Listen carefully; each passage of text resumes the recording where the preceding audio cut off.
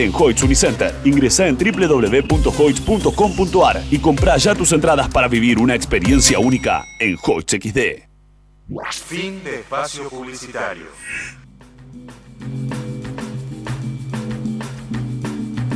Seguimos en Parador 92.3 hasta las 14. Héctor Padilla, ¿vos sabés lo que es un sommelier? Sí, claro.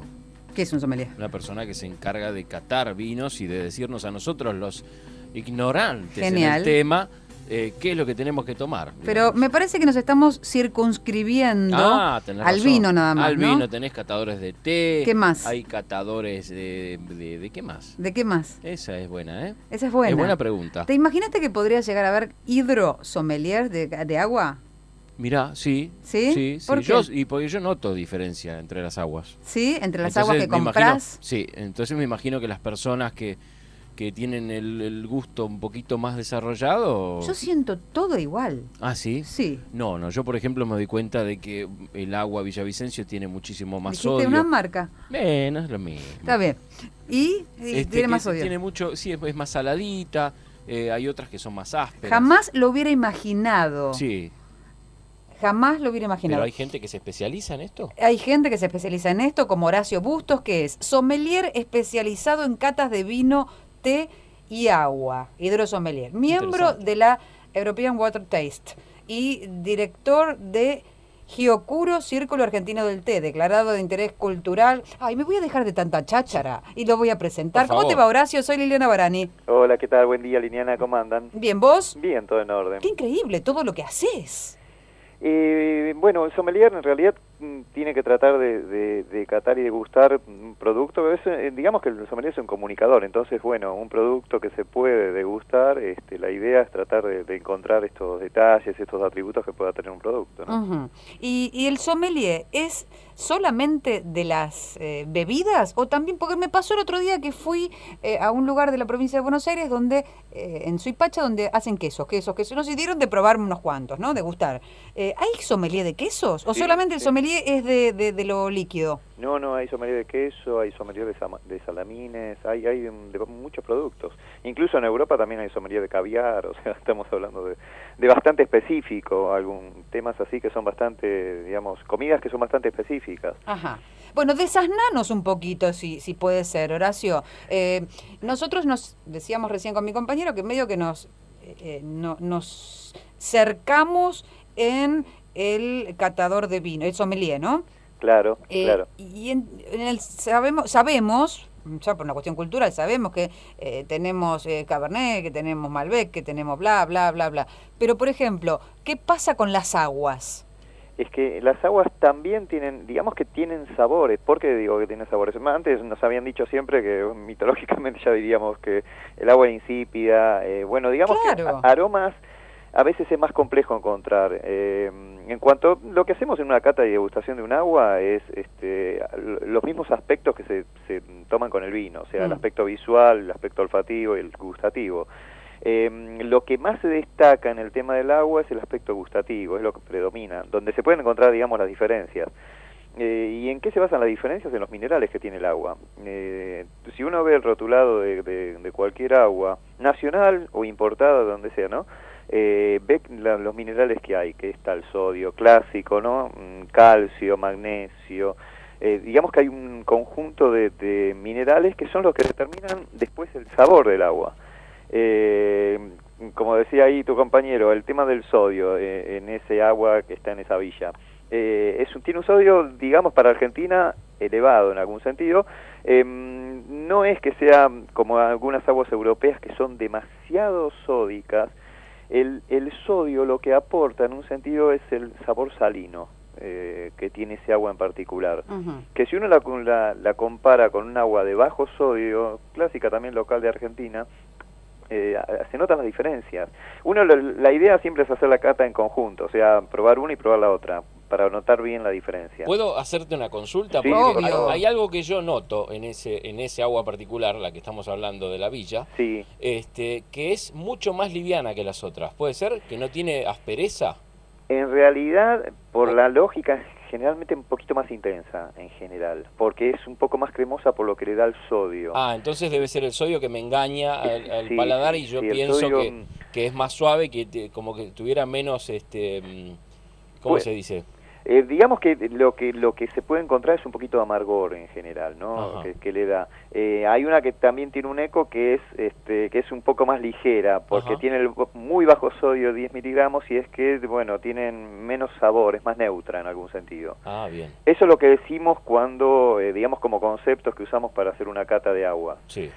Tomar aguas ligeras o aguas más intensas, a veces son más alcalinas en el pH que tienen, lo que le da la alcalinidad es, en algún sentido, son más terrosas, más intensas. Y hay otras que son más en el pH, ¿no? Que son de pH bajo, suelen ser un poquitito más ácidas, menos dulzones, pongamos entre comillas el tema dulce, ¿no?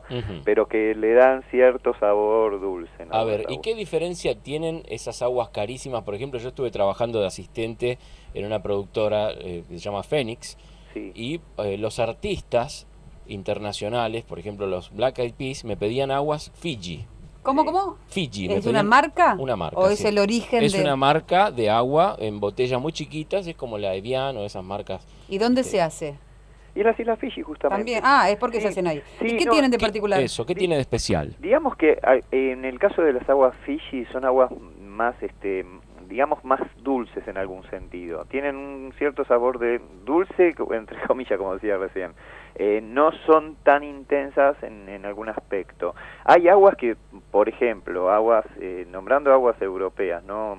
Un agua italiana que se llama Acqua della Madonna, que es un agua muy, muy intensa y que, digamos, que se puede maridar tranquilamente con comidas muy fuertes, de mucha grasa, ¿no? Que tengan mucha grasa. ¿Por qué? Porque limpian el paladar en muchos aspectos. Esta mineralidad ayuda a este tipo de maridajes.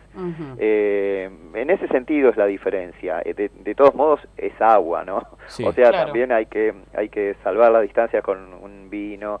Entonces, tener en cuenta que estamos hablando de aguas. Pero tienen astringencia también. La cata de aguas es bastante más sutil en algún sentido, hay que hacerla alejada de horarios de comida, obviamente. ¿Por qué? Porque cualquier comida puede resultar invasiva, incluso desayunos. Entonces, para hacer y para notar la diferencia entre aguas, hay que tener alejado de cualquier sabor. Horacio, ¿con los aceites y los vinagres pasa lo mismo? Sí, por supuesto. Los aceites hay algunos que tienen variedades, son de distintas variedades que hay los aceites, ¿no? Y según la variedad que tengan, hay variedades que son más picantes, el picor ese se nota al final de la garganta, y otras variedades que son más, que remiten más a aceituna, que remiten más a hierbas, otras a tomate, en cuanto a sabor hablando, ¿no? Y bueno, sí, se notan las diferencias. Esto con el correr de los tiempos se fueron sumando sabores, es como que se va experimentando más o siempre históricamente ya hubo. No, en realidad es el motivo de la práctica, ¿no? O sea, la práctica es lo que hace al sabor en sí. Porque se van encontrando, incluso en la preparación de cada uno de estos productos, sacando el agua, que es el agua desde la surgente, ¿no? Pero en los últimos 15 años, digamos, se ha abierto un mapa del mundo gourmet en los que se va desarrollando todo este tema de los atributos y descriptores que puede tener cualquiera de estos productos, ¿no? Igual que las cepas de los vinos, ¿hay cepas que estén como más de moda? Por ejemplo, el Cabernet Franc.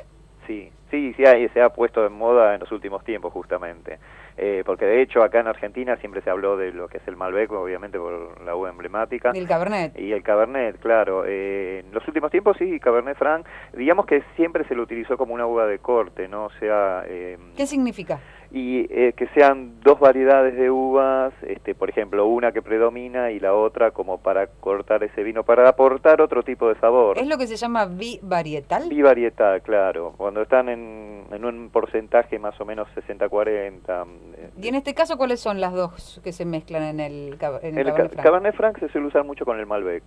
El Malbec está, bueno, que el Malbec se puede combinar o sea, se puede hacer un blend con varios vinos, ¿no? Con varias variedades. Y con el Cabernet Franc está dando muy bien el Malbec en los últimos tiempos. Bien.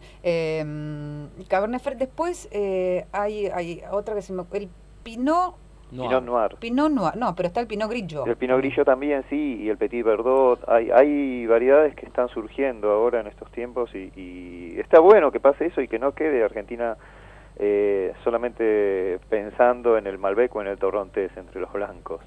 Que son los que nos caracterizan, sí, ¿no? Claro, son dos varietales que son clásicos de Argentina, uno y otro. Bueno, Héctor, Horacio, me quedaría hablando con vos toda la tarde. Héctor, ¿le querés preguntar algo más? Una sola pregunta.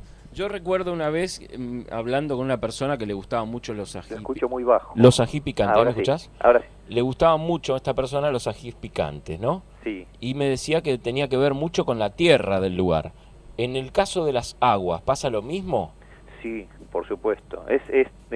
Al margen de cuando hablamos de los minerales, hablamos justamente de eso. Sí. Hablamos de cómo es que se apropian de esos minerales el agua. O sea, el agua va recorriendo suelos y es de ahí que, según el tipo de suelo que hay, si el suelo es más arcilloso, si el suelo es más calcáreo, sí, es que va tomando estos minerales.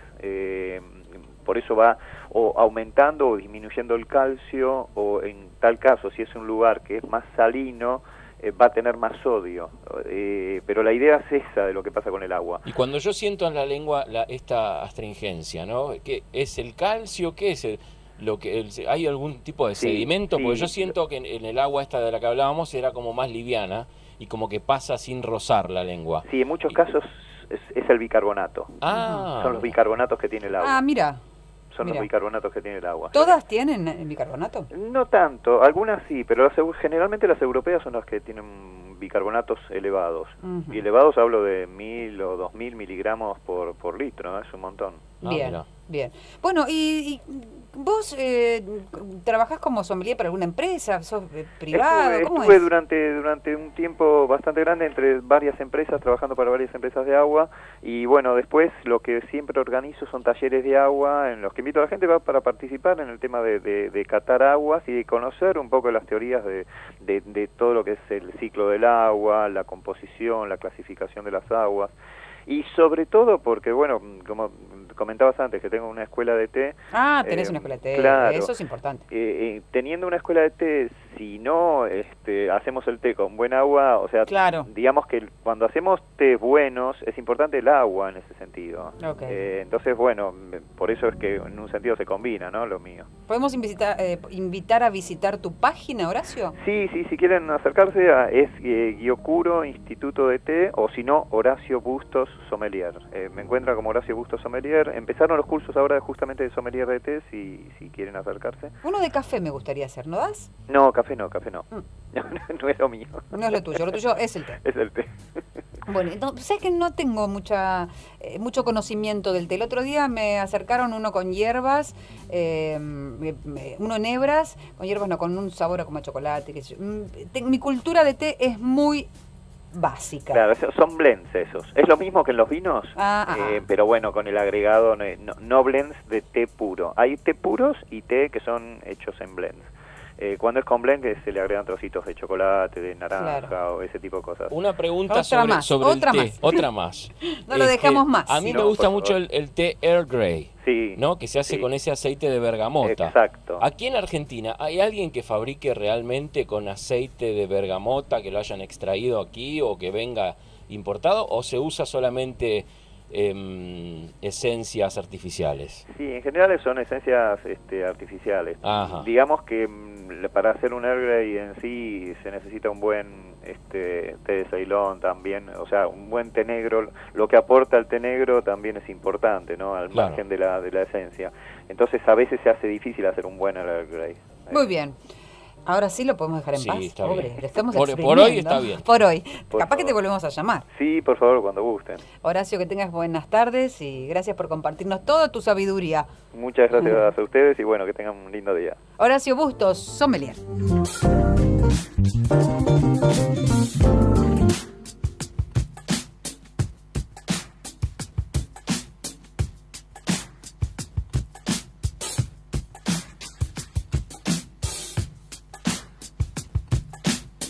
¿Te querés comunicar con el Parador? Llámanos 4901-0349 y 4902-2445. Espacio